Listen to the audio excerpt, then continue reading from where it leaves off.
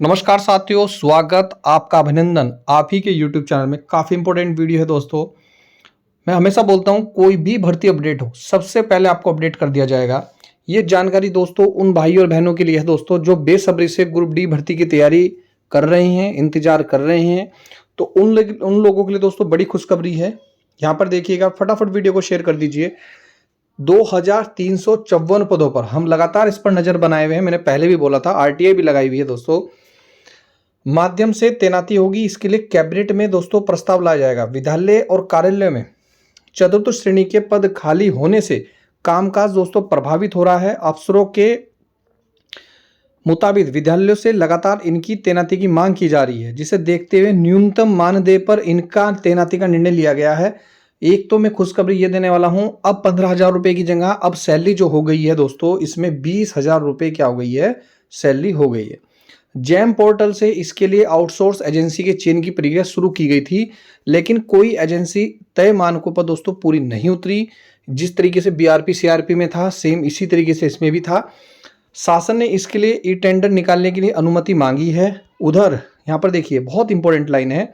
निदेशक प्रारंभिक शिक्षा आर के उनियाल ने कहा है कि विद्यालयों में चतुर्थ श्रेणी के पदों पर कर्मचारियों की तैनाती की जानी है। इसके लिए न्यूनतम मानदेय तैयार करने के साथ ही अन्य औपचारिकताएं पूरी की जानी है।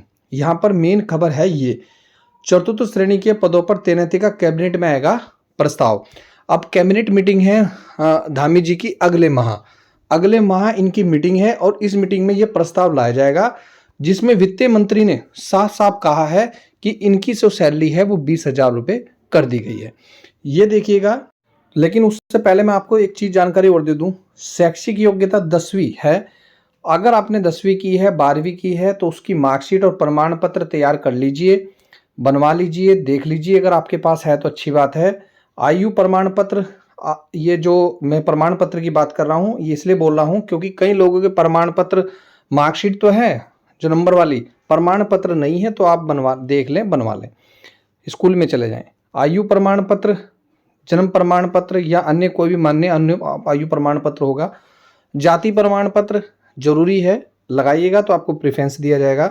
निवास प्रमाण पत्र यानी कि डोमिसाइल आपका होना चाहिए, और पहचान पत्र आधार कार्ड, पैन कार्ड, पासपोर्ट में से कोई एक होना चाहिए। इसमें जो चयन होगा दोस्तों, जो हमें जानकारी मिल रही है, इसमें 50 नंबर का आपका बेसिक पेपर हो सकता है, ऐसी संभावनाएं हैं, अभी कंफर्म नहीं है। नोट्स जरूर परचेज कीजिएगा। मैं फिर बोल रहा हूँ दोस्तों, मर्जी है, कोई फोर्स नहीं है, कोई जबरदस्ती नहीं है, लेकिन एक बार 150 रुपए के नोट से खरीदिएगा, मजा आएगा। बेसिक नॉलेज आपको होनी चाहिए, इतना तो जरूर। अगर इंटरव्यू भी होगा तो कोई ना, तो इंटरव्यू में भी तो दोस्तों ये बेसिक क्वेश्चन आपसे पूछे जाएंगे। ये देखिए दोस्तों, हम जो जानकारी लाते हैं बहुत ही मेहनत लगती है। देखिए यहाँ पर साफ साफ लिखा हुआ है, केंद्र सरकार ने मजदूरों की दर परिवर्तित की है। नई दरों के अनुसार चतुर्थ श्रेणी के कर्मचारियों के मानदेय में 5,000 रुपये की वृद्धि प्रस्तावित है। उन्हें 15,000 रुपये के स्थान पर अब दोस्तों 20,000 रुपये देने के संबंध में प्रस्तावित वित्त विभाग को भेज दिया गया है। वित्त ने इस प्रस्ताव को अनुमोदित भी किया है और वित्त विभाग ने इसकी स्वीकृति के बाद मंत्रिमंडल के इस बारे में अंतिम निर्णय लेगा। वही मैं आपको बोल रहा हूँ, राज्य के विद्यालयों में चतुर्थ श्रेणी नहीं होने से कामकाज प्रभावित हो रहा है। विद्यालयों में घंटी बजाने के लिए दोस्तों कर्मचारी नहीं है। कंप्यूटर समेत महत्वपूर्ण सामग्री की सुरक्षा व्यवस्था भी करनी है। मैं बात कर रहा हूं उत्तराखंड शिक्षा विभाग 2500 पद ग्रुप डी भर्ती की। तो दोस्तों ये हैं टोटल 2030 पद, जिसमें महायोग किया गया है 334 एक पद हैं और 2030 एक पद है। हमने पदों की संख्या भी निकाल ली है, 2364 पद हैं। इनमें से दोस्तों जो 500 से 1000 छात्र वाले हैं उनमें 124 लोग रखे जाएंगे। 500 छात्र संख्या से नीचे प्रत्येक इंटर कॉलेज में 1108 लोग रखे जाएंगे। राज्य के स्कूल में 722। पूरा हमने आपको ढांचा यहाँ पर दिखा दिया है। ये देखिएगा, पूरा जानकारी है। विद्यालय शिक्षा विभाग में कार्यालय विद्यालय हेतु सर्जित चतुर्थ श्रेणी कर्मचारियों के रिक्त पदों यानी कि मर्द संवर्ग को आउटसोर्स के पदों में परिवर्तित किए जाने के संबंध में। तो ये बहुत ही महत्वपूर्ण जानकारी है दोस्तों। वीडियो को ज़्यादा शेयर कीजिएगा। लगातार हम इस पर नज़र बनाए हुए हैं। और बात कर रहा हूँ आरटीआई की। आरटीआई का दोस्तों वही जवाब आना है कि वाकई में पद तो खाली है और इसके लिए प्रक्रिया चल रही है, ये सभी आना है। और हमने लेकिन आरटीआई लगाई हुई है, जल्दी इसका आंसर मिलेगा।